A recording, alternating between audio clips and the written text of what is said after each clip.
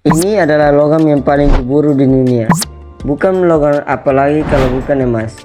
Ya, emas ini sangat berharga di seluruh dunia. Dan harganya bisa mencapai jutaan cuma satu batang saja. Dan banyak negara yang menggunakannya sebagai alat tukar di masa lampau. Dan sampai sekarang pun masih menjadi logam yang berharga. Tapi, sobat pernah mikir nggak? Kenapa logam ini sangat berharga? Dan kenapa sampai sekarang pun masih ada negara yang menyimpannya sebagai kekayaan negerinya? Untuk menjawab semua pertanyaan ini, mari kita lihat di video ini.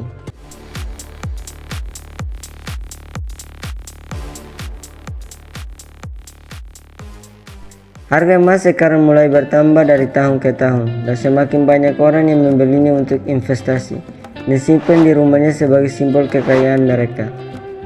Emas juga digunakan oleh orang-orang kaya sebagai perhiasan yang bisa menghiasi tubuh mereka dengan gaya yang mereka mau. Tapi, kenapa emas ini bisa berharga? Padahal emas hanyalah sebuah logam. Dan kalau kita bandingin dengan logam lain seperti baja, aluminium, dan tembaga, mereka lebih manfaat darinya. Contohnya, baja bisa digunakan dalam konstruksi. Aluminium bisa membuat alat transportasi dan membungkus makanan. Dan tembaga bisa membuat aliran elektronik. Tapi kenapa logam satu ini masih lebih berharga dari logam-logam yang lain? Pada awalnya emas ini digunakan sebagai alat tukar di masa lampau oleh kerajaan dan kekaisaran. Di saat itu peradaban manusia gak secanggih sekarang. Manusia menggunakan apa adanya untuk dijadikan alat tukar. Misalnya, manusia menggunakan bahan pokok sebagai alat tukar seperti beras, gandum, garam, dan lain-lainnya. Contohnya kayak gini, kamu punya beras, dan kalau kamu mau makan ikan maka kamu harus bertukarnya dengan beras yang kamu miliki. Mereka juga menggunakan ternak sebagai alat tukar. Tapi karena bahan pokok ini mudah busuk dan ternak juga akan mati, makanya mereka mencari sesuatu yang bisa menjadi alat tukar dan akan diakui oleh seluruh dunia.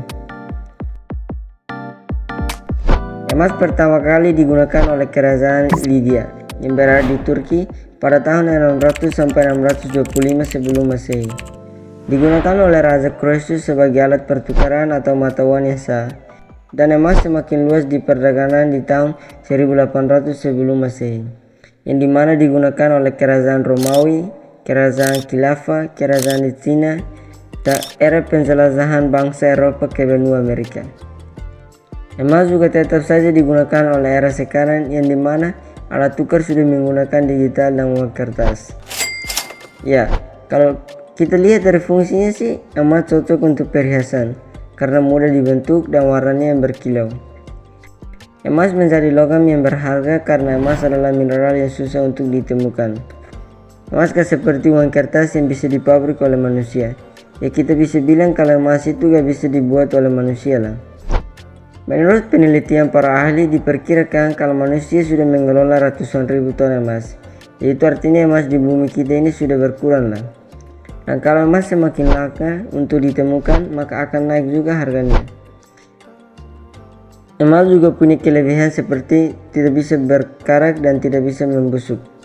Seperti kejadian-kejadian yang dimana orang-orang menemukan emas yang usianya sudah ribuan tahun, tapi tetap saja gak berkarat. Dan seperti biasa, terima kasih.